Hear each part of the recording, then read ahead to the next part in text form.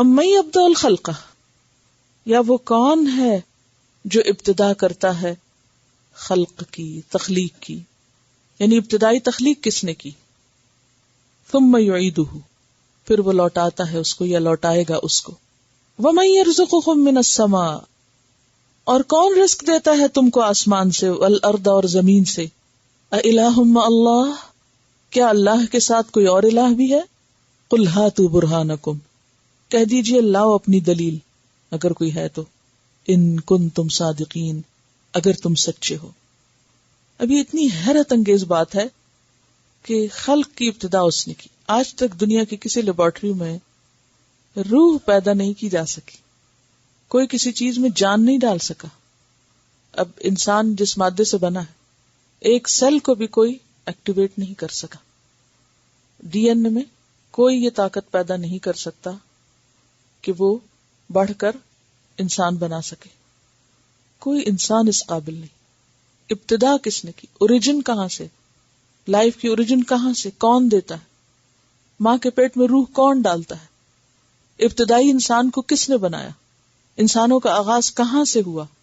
اگر اللہ کے سوا کوئی اور ہے تو پھر ساری مخلوق میں سے انسان ہی زیادہ عقل مند ہے. انسانوں کو چاہیے تھا کہ انسانوں کے علاوہ کچھ اور مخلوق بھی بنا لیتے، نہیں بنا سکے.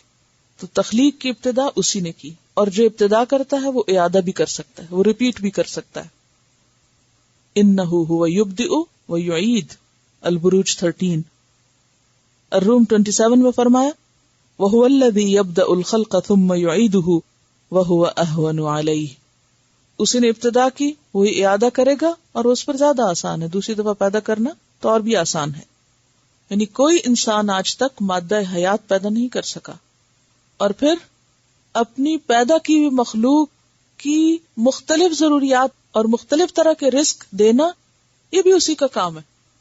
اب دیکھیے کہ انسانوں میں سے بھی ہر ایک کا ٹیسٹ فرق ہوتا ہے. کسی کو ایک چیز زیادہ پسند ہے، کسی کو دوسری. حتیٰ کہ جو اسٹیپل فوڈ ہے وہ مختلف علاقوں میں مختلف، اس میں بھی ٹیسٹ فرق. جو لوگ چاول کھاتے ہیں ان کو اگر آپ کچھ اور دیں تو ان کے لیے مشکل ہو جائے گی زندگی. اسی طرح ہر قوم کی مختلف عادات ہیں. خود انسانوں کے اندر اتنی ورائٹی. پھر انسانوں کے بعد آپ دیکھیے ہر جانور مختلف طرح کی چیز کھاتا ہے. کوئی ویجیٹیرین ہے اور کوئی شکار کر کے کھاتے ہیں، کوئی کسی چیز پہ زندہ ہے، کوئی کسی چیز پہ زندہ ہے. اتنی ورائٹی کے ساتھ اتنی مخلوق کو کھلانا، جو ایک دو نہیں لاکھوں کی تعداد میں، اور پھر لاکھوں قسمیں ہیں مخلوق کی. انسان تو اس کی تدبیر بھی نہیں کر سکتا، پلاننگ بھی نہیں کر سکتا. کہاں یہ کہ سب کو کھلائے ہر روز. تو یہ اتنا بڑا انتظام کس کا ہے؟ انسانوں کو تو اگر روٹین سے ہٹ کر تھوڑا سا بھی کوئی انتظام کرنا پڑے تو ان کے لیے مشکل ہو جاتی. لیکن کون ہے وہ جو تمہیں آسمان سے بھی کھلا رہا ہے اور زمین سے بھی کھلا رہا ہے؟